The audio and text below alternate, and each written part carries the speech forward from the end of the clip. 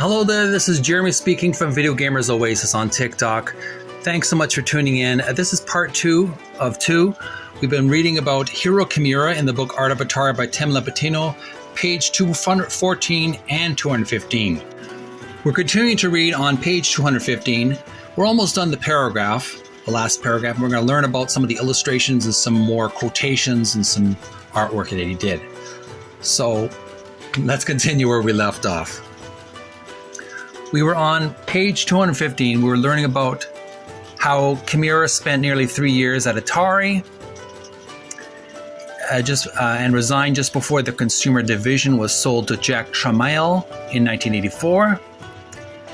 And then mentioned that near the end of my paragraph that I was reading, we were learning just months later, Kimura and his wife moved to New York City, where he began the next stage of his career in freelance illustration, presented by graphic design icon Seymour Chwast, that's C-H-W-A-S-T, Chwast at the Pushpin Group.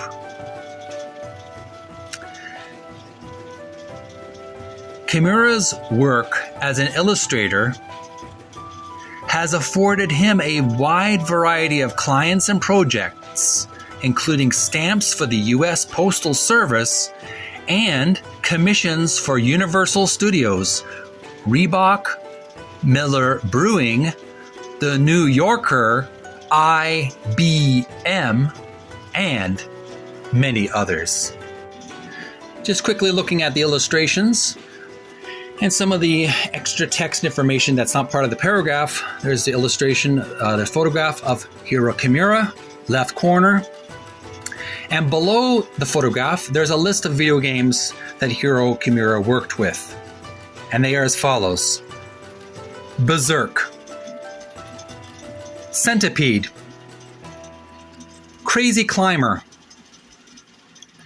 E.T. the Extraterrestrial, Frog Pond, Galaxian, Joust, Krull, Mario Brothers, Millipede, Pac-Man, Pele's Soccer, Pengo, Real Sports Football, and Yar's Revenge.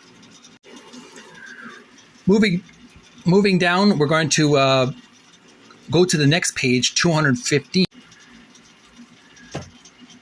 So I admire that in HIRO KIMURA, that unlike the other artists we learned about, we learned about. So unlike Terry Hoff, who just basically himself admitted he wasn't a gamer, he just did illustrations, HIRO KIMURA actually did practice runs with the video games he illustrated. So he would get the sensation, the emotions that he got from playing the game, and he would put those emotions, those impressions that he got from gaming into his artwork. And I admire that from him. He wasn't just an illustrator, but he was a gamer as well. He actually enjoyed playing the games before he illustrated them. And here we have an illustration below, a photograph, and the description for the photograph reads, Kimura working on his initial concept for the Atari 2600 version of Pac-Man. And here we have HIRO KIMURA with a red and gray striped t-shirt, wearing black suspenders and a black pants, jeans, I assume. He's at his art desk, taking some very detailed illustration, drawing. He's painting. He's using some markers or some kind of detailed poster markers, paint. And that's one of the Pac-Man games that he illustrated with, the more nightmarish, horrific, demonic monster ghosts that he did for a alternate reality Pac-Man, which I still say I would have loved to see even a fan-made game or an indie gaming design company make a version of Pac-Man just based on that version, that horrific monster version with the Pac-Man demonic monster ghosts chasing Pac-Man. That would be awesome to see a game based on that concept. But there you have it, industriously working on his artwork Very serious. You got some poster cups of water to dilute some of the paint. I remember doing this in art myself when I was in advanced art class in high school and in college. I remember doing a lot of painting, learning a lot of, using paintbrush, water cups.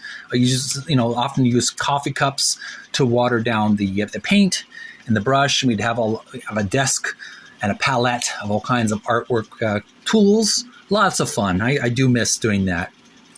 And that's, my friends, on page 215, we learned about HIRO KIMURA from the Atari Corporation. And it's your lovable, huggable host, wishing you a happy day.